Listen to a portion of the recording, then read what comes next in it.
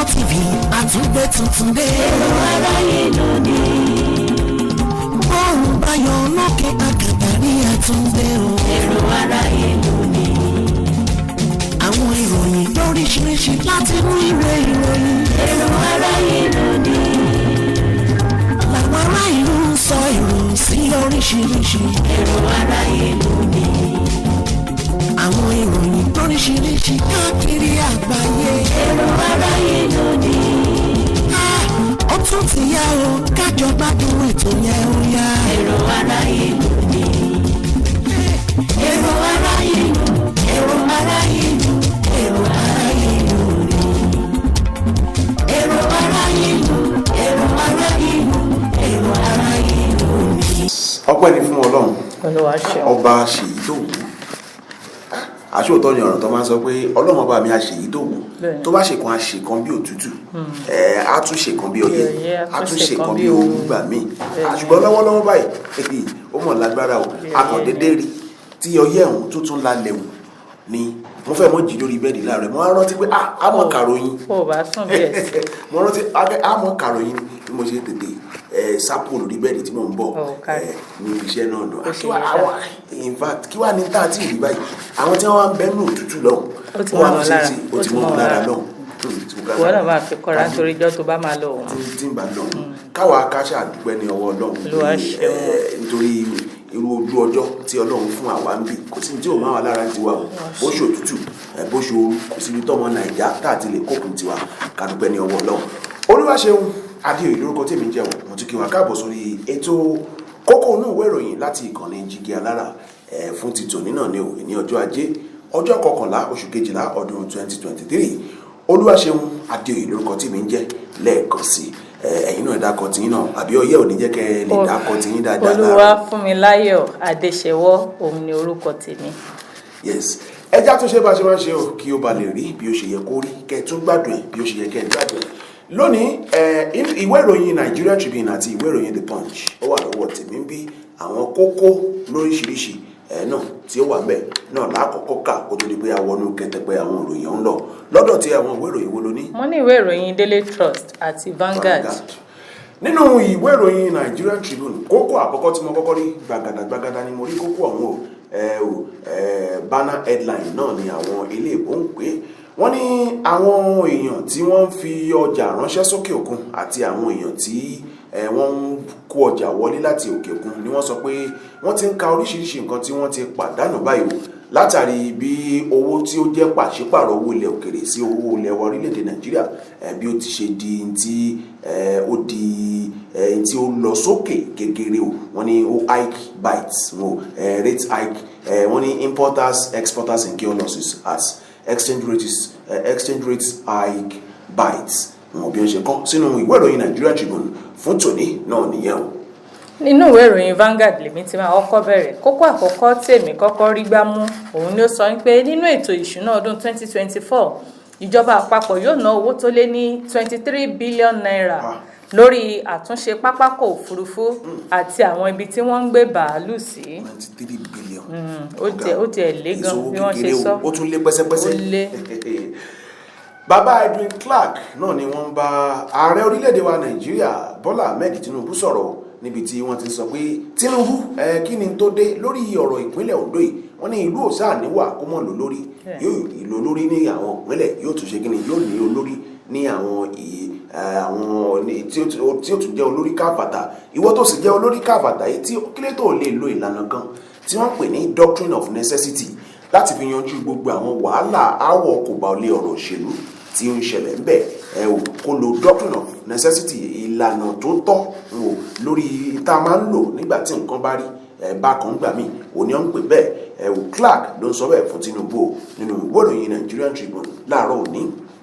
Ẹ̀ka ìpèsè iṣẹ́ lórílẹ̀‐èdè Nàìjíríà ni wọ́n ti ń kérora látàrí bí wọ́n ṣe ń pàdánù nínú ọjà àgbáyé ní ìdá 400 nínú ọgọ́rùn-ún pẹ̀lú owó tó tó 466 billion naira.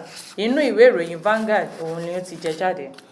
Inú ìwé ìròyìn Nigerian Tribune náà mú ṣìwà ṣé kí ni òun ti máa rúgbó bàbá yìí ọ̀rọ̀ tí ń ta là kọjá ń wòye ọdún tó kọjá tó ti pé àlọ́mọ́ tó gbọ̀nràn sí ẹnu ọ̀nà báǹkì alákíní ọ̀hún kọjá kí Ọlọ́run kí ó ṣàánú wa náà ni o wọ́n ní kíní ọ̀hún tún ti fẹ́ máa rúgbó wọ̀ báyìí o wọ́n ní cash crisis it anger or spread pé ọ̀wọ́n kókó owó náírà wọ́n ní kíní ọ̀hún pé ó tún ti fẹ́ bẹ̀rẹ̀ sí ní iṣẹ́ yọ pé àwọn èèyàn sì fi ìbínú yọ látàrí eléyìí. Inú ìwé ìròyìn Nigerian Tribune náà ni mo ti rí ìròyìn tí ó sọ pé Ọlọ́run ní jẹ́ ká rí o. mo ṣì wà nínú ìwé ìròyìn Vanguard.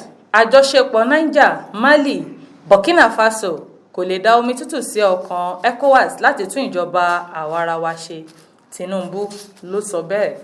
Nínú ìwé ìròyìn Nigerian Tribune náà mo kúkú ṣì wà níbẹ̀ náà ni ìròyìn eléyìí ni ó ti ń jẹyọ tí ó ní ṣe pẹ̀lú ọ̀rọ̀ Nnamdi Kanu àti ètò ààbò ní apá gúúsù ìlà oòrùn orílẹ̀-èdè yìí níbi tí ẹgbẹ́ Ohanaeze Ndigbo níbi tí wọ́n ti sọ pé wọ́n ti ṣetán báyìí o láti fẹ́ gbé gbogbo àwọn tí ó jẹ́ ẹ̀dùn ọkàn wọn síwájú ààrẹ orílẹ̀-èdè wa Nàìjíríà Bọ́lá Ahmed Tinubu. Ìwé ìròyìn Nigerian Tribune ni ó ń ka ló gbé ìròyìn ọ̀hún láàárọ̀ òní.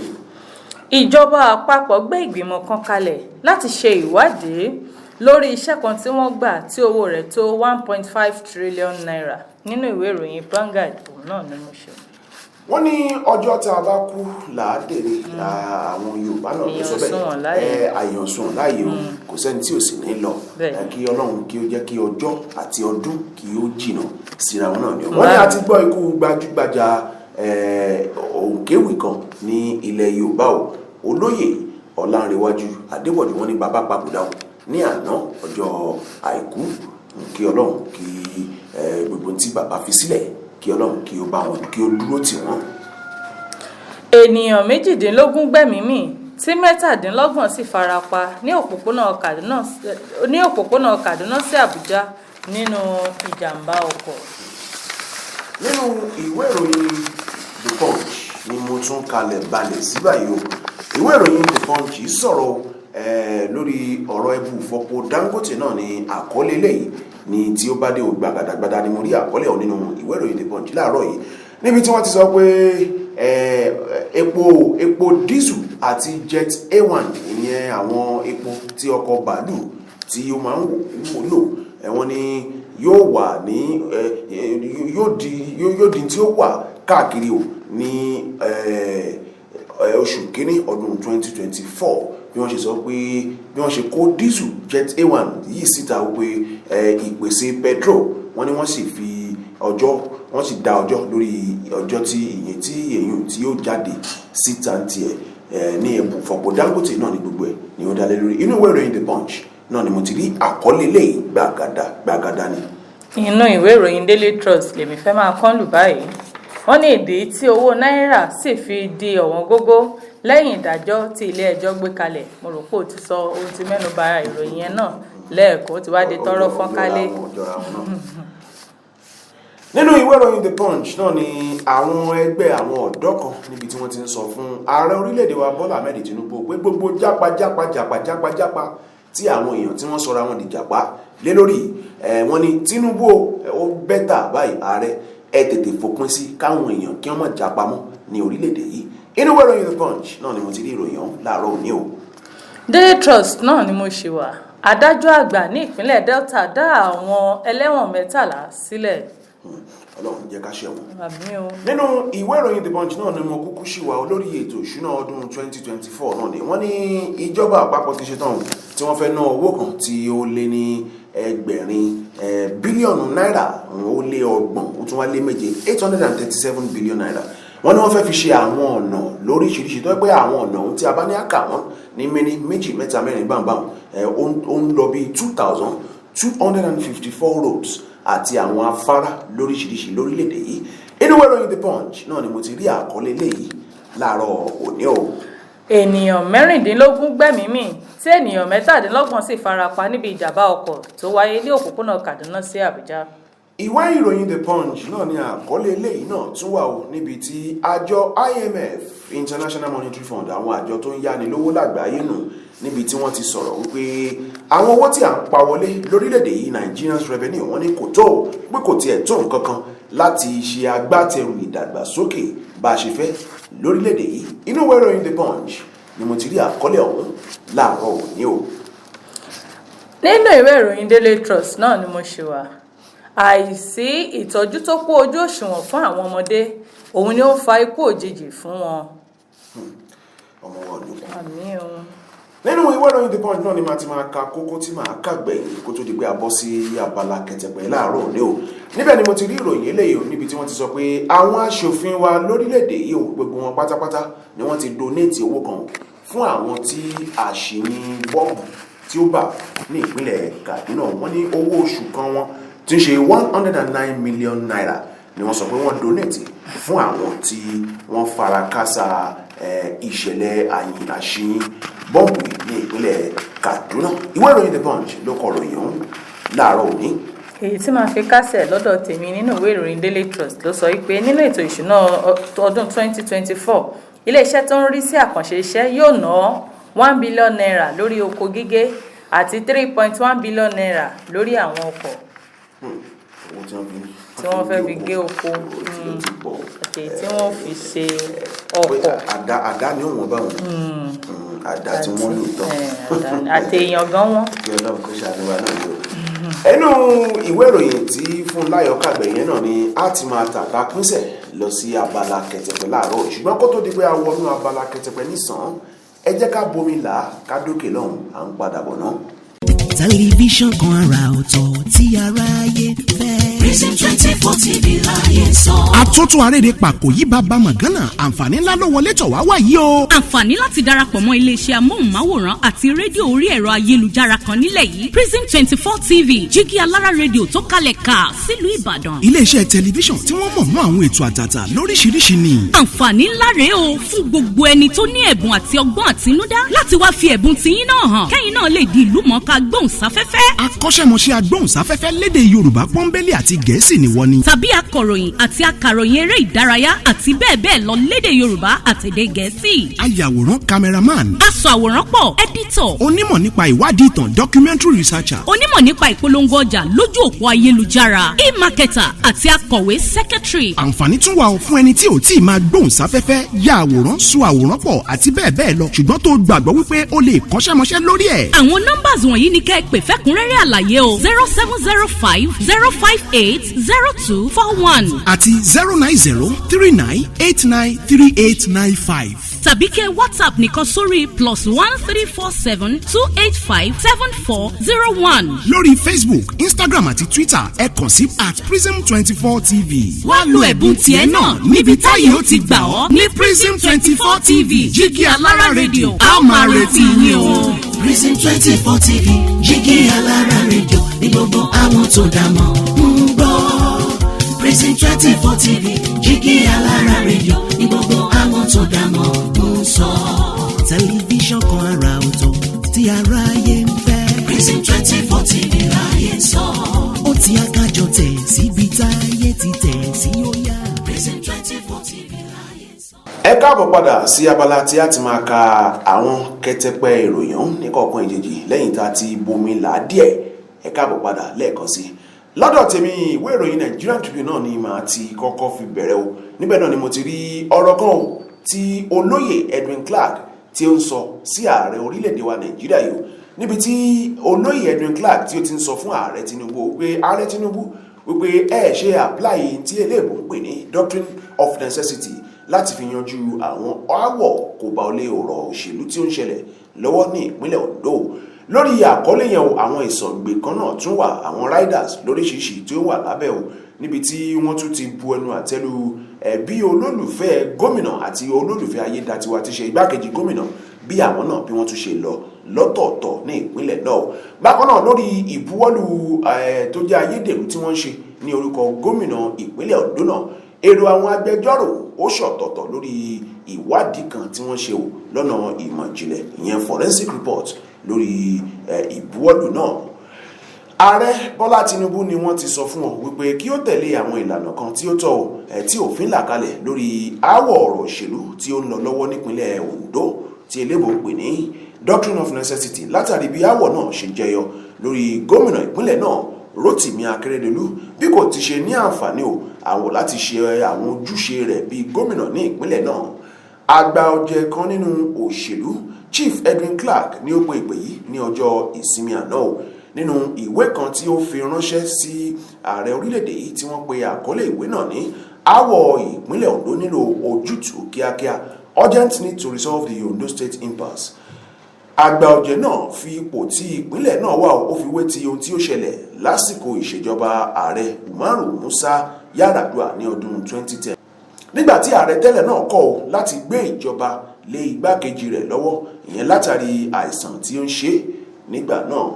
Bàbá àgbàlagbà náà sọ wípé onírúurú ẹgbẹ́ ló dìde nígbà náà láti ṣe ìwọ́de nílùú Èkó àti Àbújá títí ẹgbẹ́ kan tí ọ̀gágun Yakub Gowon tí ó léwájú tí wọ́n tún ṣètò ìlànà kan tí wọ́n ń pè ní doctrine of necessity, ìyẹn ìlànà tó kàn tí nǹkan bá jẹyọ léyìí tí ó dábàá fún ilé ìgbìmọ̀ aṣòfin nígbà náà fún ìbuwọ́lù. Inú ìwé ìròyìn Nigerian Tribune ni mo ti rí àkọlé ọ̀hún láàárọ̀ òní. Inú ìwé ìròyìn Daily Trust lèmi ti fẹ́ bẹ̀rẹ̀. Ìròyìn àkọ́kọ́ tí mo máa mú wá níbẹ̀ òun ló sọ pé ìdí tí owó náírà sì fi di ọ̀wọ́n gógó lẹ́yìn ìdájọ́ tí ilé ẹjọ́ gbé kalẹ̀. Wọ́n ní kò sí àdínkù tó dé bá ọ̀wọ́n gógó náírà jákèjádò orílẹ̀-èdè yìí nítorí àwọn oníbàárà àwọn báńkì ni wọn kò rí owó tó gbà jáde lẹ́yìn tí ilé ẹjọ́ ti sọ pé owó èyí tí à ń ná tẹ́lẹ̀ yẹn owó àtijọ́ àti tuntun ni kí a máa ṣe àmúlò papọ̀ títí di ìgbà tí wọ́n bá fi gbèdéke lé. Síbẹ̀síbẹ̀ ọ̀wọ́n gógó owó sì wà gẹ́gẹ́ bí ìròyìn tó jáde láti àwọn ìpínlẹ̀ bíi Èkó, Kano, Àbújá àti Kwara. Àwọn báńkì fi gbèdéke lé iye owó tí oníbàárà kọ̀ọ̀kan gbọ́dọ̀ gbà láti inú báńkì tàbí láti ẹnu ẹ̀rọ, èyí tó jẹ́ ẹgbẹ̀rún 5 òun ni wọ́n ní àǹfààní láti gbà jáde ní ẹnu ẹ̀rọ, èyí sì ń pagidínà àti gba owó tó pọ̀ láti inú báńkì tàbí ní ẹnu ẹ̀rọ. Olùgbé ìlú Èkó kan tí orúkọ rẹ̀ jẹ́ Adémọ́lá sọ pé òun ti dààmú kiri báńkì tí kò sí owó nínú àwọn ẹ̀rọ wọn, ṣùgbọ́n lẹ́yìn gbogbo akitiyan òun ẹgbẹ̀rún 5 péré òun ni òun rí mú lọ sí ilé.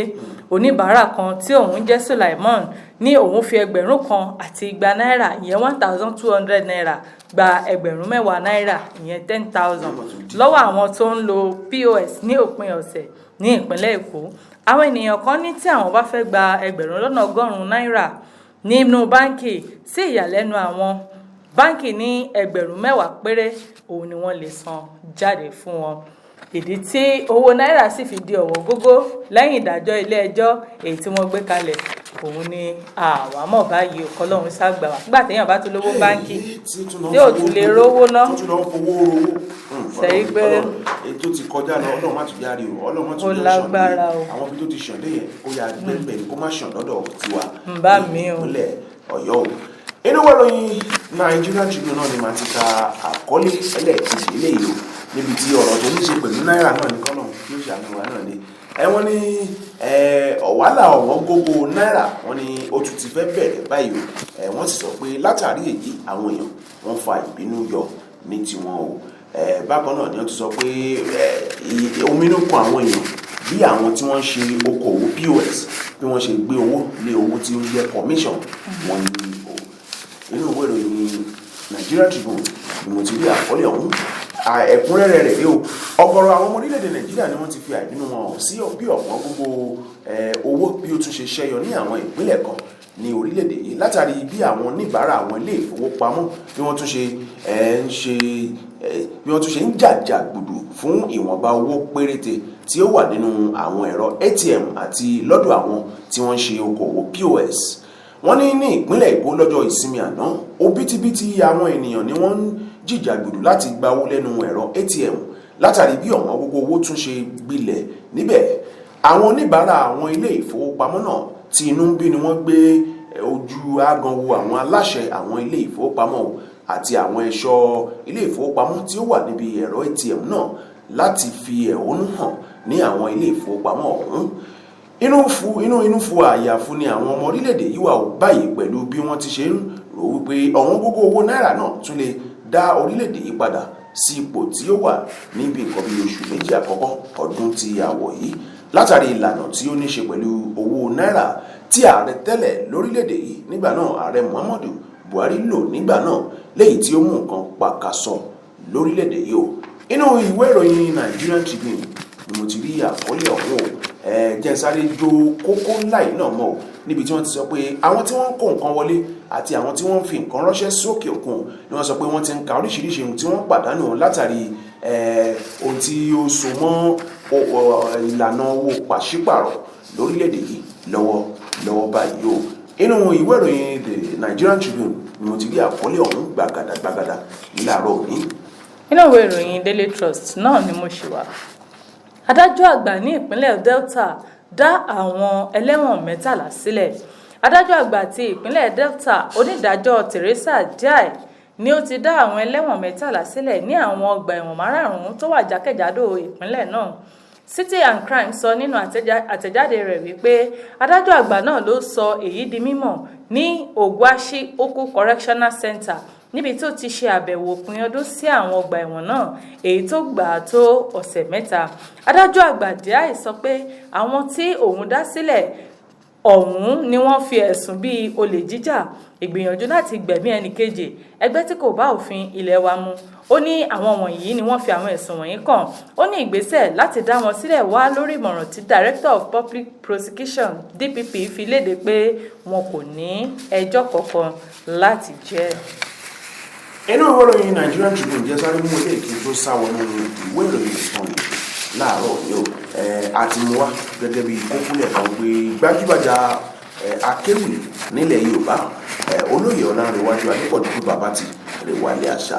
Bákan náà ni àkọlé eléyìí náà tún wà o níbi tí ẹgbẹ́ Ọ̀hánésè ń dìbò níbi tí wọ́n ti sọ pé àwọn ṣetán láti gbé ẹ̀hónú àwọn àti gbogbo ohun tí ó jẹ́ ìdùn ọkàn wọn lọ síwájú ààrẹ Tinubu lórí ọ̀rọ̀ ètò ààbò apá gúúsù ìlà oòrùn orílẹ̀-èdè yìí àti pàápàá jùlọ ohun tó ní ṣe pẹ̀lú adarí ikọ̀ Biafra lórílẹ̀-èdè yìí Nnamdi Kanu. Nínú ìwé ìròyìn The Punch, ìwé ìròyìn Nigerian Tribune ni mo ti rí àkọlé ọ̀hún o. Ṣé ó ṣe kókó sí lọ́dọ̀ tí ẹ mọ̀ bóyá ẹ jẹ́ kó wá wọlé sínú ìwé ìròyìn The Punch báyìí léyìí tí ó jáde fún tòní lórí ọ̀rọ̀ ẹbu ìfọpo Dangote náà ni mo eléyìí gbádé o. Ẹbu ìfọpo Dangote wọ́n ní dísù àwọn epo dísù àti jet A1 àwọn epo tí wọ́n ń rọ sínú ọkọ̀ ojú òfurufú wọ́n ní lágbára náà pé oṣù kínní ọdún 2024 wípé yóò lùgbòrò pa ọ̀ ẹgbẹ́ ìpèsè rẹ̀ lọ́pọ̀ yanturu yóò lùgbòrò pa láti ẹbu ìfọpo Dangote ṣùgbọ́n wọ́n wá ní àwọn sì sún ọjọ́ tí àwọn bẹ̀rẹ̀ sí ní gbé epo bẹntiró tó jẹ́ etí gbogbo gbajúgbajà èèyàn lò wọ́n ní àwọn sọ ọjọ́ tí àwọn bẹ̀rẹ̀ sí ní pèsè èyí ní tiẹ̀ o.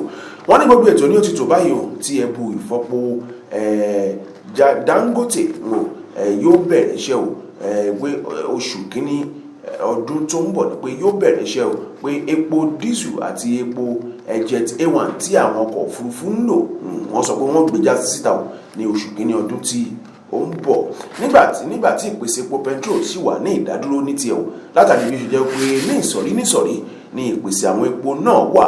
Wọ́n ní ẹbu ìfọpo náà ni yóò nílò ó kéré jù àgbá epo mílíọ̀nù 6 kí ìpèsè àwọn èròjà epo rọ̀bì bíi dísù, epo pẹtiró, jet A1 àti epo kerosene tó lè bẹ̀rẹ̀ ní pẹrẹwu. Wọ́n ní ọ̀sẹ̀ tí ó kọjá àgbá epo rọ̀bì oní mílíọ̀nù kan ní ẹbu ìfọpo náà rí gbà ó nígbà tí àgbá epo mílíọ̀nù 5 yòókù yóò kalẹ̀ sí ẹbu ìfọpo náà ní ìgbà 5 míì wọn ti ṣe installment ni wọ́n pè é. Ẹbu ìfọpo náà ni wọ́n sì sọ pé wọ́n kọ́ pẹ̀lú $20 bílíọ̀nù owó ilẹ̀ òkèrè. Tẹ́ ẹ̀ bá gbàgbé ẹbu ìfọpo Dangote náà ni ó jẹ́ ẹbu ìfọpo tí yóò máa pèsè àgbá epo oní 50 lójoojúmọ́ léyìí tí ó kalẹ̀ sí agbègbè Free Zone ní Ìbẹ̀jú Lẹ́kì ní ìpínlẹ̀ Èkó. Inú ìwé ìròyìn The Punch ni mo ti rí àkọlé ilé láàárọ̀ òní. Ìwé ìròyìn The Vanguard òun ni èmi fẹ́ bọ́ sí báyìí. Ìròyìn àkọ́kọ́ níbẹ̀ òun ló sọ pé nínú ètò ìṣúná ọdún 2024 ìjọba àpapọ̀ yóò ná owó tó lé ní 23 bílíọ̀nù náírà lórí àtúnṣe pápákọ̀ òfurufú, àwọn ibi tí wọ́n ń gbé bàálù sí àti àwọn ohun tí yóò jẹ́ kí iṣẹ́ yá ní abala ẹ̀ka náà. ìjọba àpapọ̀ ni ó ti ń gbà á lérò láti ná owó tó tó 23 billion naira ó lé láti fi tún àwọn pápákọ̀ òfurufú àti gáràjì tàbí ibi ìgbé bàálù sí èyí tí wọ́n fẹ́ tún ṣe ní ọdún 2024. Ó ní owó tó lé ní 20 billion naira ni wọ́n yà sọ́tọ̀ fún àtitún pápákọ̀ òfurufú àti ilé ìgbé bàálù sí ìṣe nígbà tí wọ́n ya 2 billion naira ó lé nígbà tí 2 billion naira ó lé sí wà fún àwọn èròjà tí yóò jẹ́ kí iṣẹ́ yá. Síwájú sí àjọ àti iléeṣẹ́ yìí yóò máa ná 1.39 billion naira lórí àwọn nǹkan ìpanu nígbà tí 500 million naira ti wà fún ìpèsè ètò ààbò tí 10 million naira sì wà fún ríra àwọn ọkọ̀ panápaná fún àwọn pápákọ̀ òfurufú náà. Inú ìwé ìròyìn The Punch náà ni mo tún kalẹ̀ balẹ̀ síbáyìí ọ̀rọ̀ tó ní ṣe pẹ̀lú jápa ta sọ kókó ẹ̀ náà lẹ́ẹ̀kan ọ̀làbẹ́ka kẹtẹ pẹ̀rẹ̀ báyìí níbi tí àwọn ọ̀dọ́ tí wọ́n ti ń sọ fún Tinubu pé bàbá o ẹ wá nǹkan ṣe sọ̀rọ̀ jápa yìí ó ti ń di nǹkan míì o. Ẹgbẹ́ àwọn ọ̀dọ́ kan lábẹ́ àsíá ẹgbẹ́ kan tí wọ́n ń pè ní Eternal Youth Fellowship òtónù ni wọ́n ti rọ ààrẹ Bọ́lá Tinubu láti wá ojútùú sí bí àwọn ọ̀dọ́ ṣe ń fi orílẹ̀-èdè yìí sílẹ̀ lóòrèkóòrè léyìí tí wọ́n ń pè ní jápa syndrome. Ẹgbẹ́ náà nínú ọ̀rọ̀ kan tí ààrẹ ẹgbẹ́ náà ọ̀gbẹ́ni Olúmídé Àjàyí tí ó buwọ́lù lọ́jọ́ ìsinmi àná wọ́n ní àwọn ohun tí à ń là kọjá lọ́wọ́lọ́wọ́ lórílẹ̀-èdè yìí ni ó ti ṣe okùnfà bí àwọn akọ́ṣẹ́mọṣẹ́ bí wọ́n ṣe ń fi orílẹ̀-èdè yìí sílẹ̀ o tí wọ́n sì sọ pé èyí jẹ́ ohun tí ó ń kànyàn lóminú. Wọ́n ní àwọn ẹ̀ka tí ọ̀rọ̀ kàn lórílẹ̀-èdè yìí nílò àgbéyẹ̀wò gidi o nígbà tí a bá ti ṣe èyí yóò ní ipa tí yóò kó lójúnà àti dojúkọ àwọn ohun tí à ń là kọjá lọ́wọ́lọ́wọ́ báyìí lórílẹ̀-èdè yìí. Ẹgbẹ́ náà wá ní àwọn fi àkókò náà pàrọwà sí ìṣèjọba tó wà lórí àlééfà lọ́wọ́lọ́wọ́ láti wá nǹkan ṣe sí àwọn ohun tí tó kan àwọn ọ̀dọ́ bíi ìpèsè iṣẹ́ lọ́pọ̀lọpọ̀ yanturu, mímú àdínkù bá àwọn owó tí àwọn ilé ẹ̀kọ́ gíga tí wọ́n ń san àti ní pàápàá jùlọ gbígbé àwọn ìlànà kan kalẹ̀ tí yóò ṣe ojú àwọn ọ̀dọ́ kúrò ní ọ̀nà àti fi orílẹ̀-èdè yìí sílẹ̀. Inú ìwé ìròyìn The Punch ni mo ti rí àkọlé ọ̀hún láàárọ̀ òní o. Èyí tí èmi fi máa ká díẹ̀ ńlẹ̀ nínú ìwé ìròyìn Vanguard òun ni ó sọ pé ẹ̀ka ìpèsè iṣẹ́ lórílẹ̀-èdè Nàìjíríà ni wọ́n ti ń kérora látàrí bí wọ́n ṣe pàdánù nínú ọjà àgbáyé ní ìdá 400 nínú ọgọ́rùn-ún pẹ̀lú owó tó tó 466 billion naira. Ẹ̀ka ìpèsè iṣẹ́ ló ti pàdánù ìdá 400 nínú ọjà àgbáyé pẹ̀lú owó tó tó 466 billion naira láàrin oṣù mẹ́sàn-án ní ìparí oṣù kẹsàn-án. Wọ́n ní èyí wáyé nípasẹ̀ owó ìrànwọ́ orí epo èyí tí wọ́n yọ. Àwọn tí ọ̀rọ̀ kàn ní ẹ̀ka náà ní nǹkan kò rọgbọ fún wọn ní ẹ̀ka pàṣípààrọ̀. Nínú ìwádìí tí Vanguard ṣe, wọ́n ní nígbà tí àwọn ilé-iṣẹ́ gbówó lé àwọn ọjà wọn nítorí ohun èlò tó wọ́n ní ó mú àdínkù dé bá àwọn ọjà wọn ní títà nítorí owó tó ń wọlé fún àwọn oníbàárà náà kò tó bí ó ṣe yẹ. Ó kéré sí o oníkálukú wá géètì ẹ̀ náà.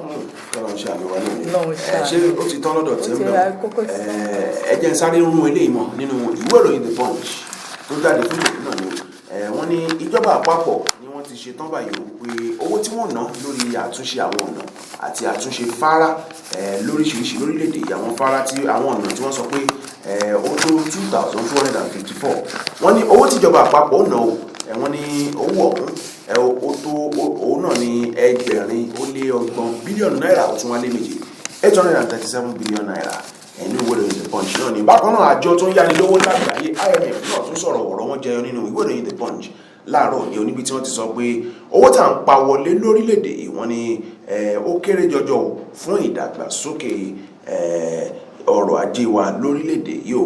Bákan náà wọ́n ní àwọn sẹ́nẹ́tọ̀ wọ́n ní wọ́n ti gbójú àlówó àwọn victim àṣìyìn bọ́ǹbù tó ṣẹlẹ̀ ní Kaduna wọ́n ní owó oṣù wọn kan gbáko wọ́n donate fáwọn tí wọ́n fara kásá kíní ọ̀hún ẹ jẹ́ ká máa kí wọ́n pé wọ́n kú ọmọnìyàn ṣe o àwọn sínétọ̀ wa náà nù kí Ọlọ́run kó ṣàlùwà. Ibi náà láti máa ta àtàkùnsẹ̀ lórí ètò wa tó náà olúwaṣe olóko tí èmi jẹ́ Adeoye lóko bàbá tí ó bí mi lọ́wọ́ láti pàdé ara wa ń wòye ọ̀la ó dàbọ̀. Olúwa Funmilayo Adesewo òun ni orúkọ mi káfíńrè pàdé o.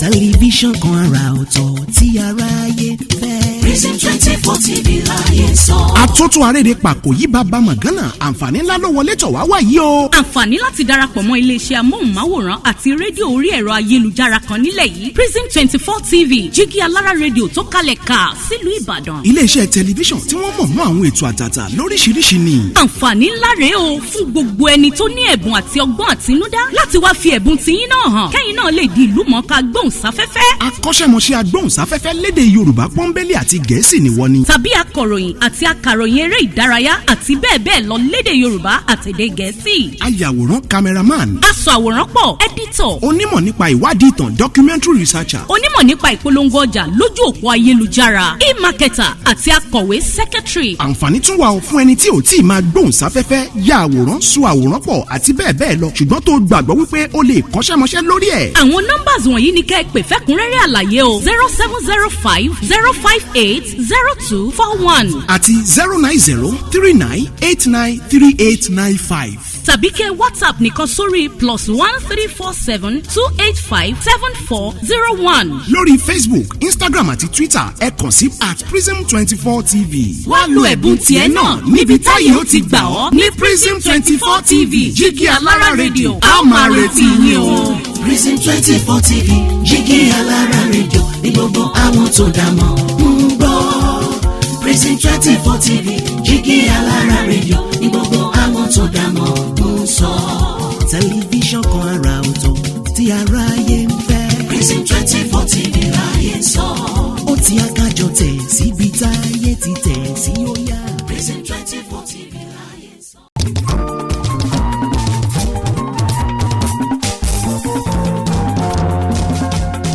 láti Prison 24 TV àtúngbé tuntun dé. èrò aráyé lónìí.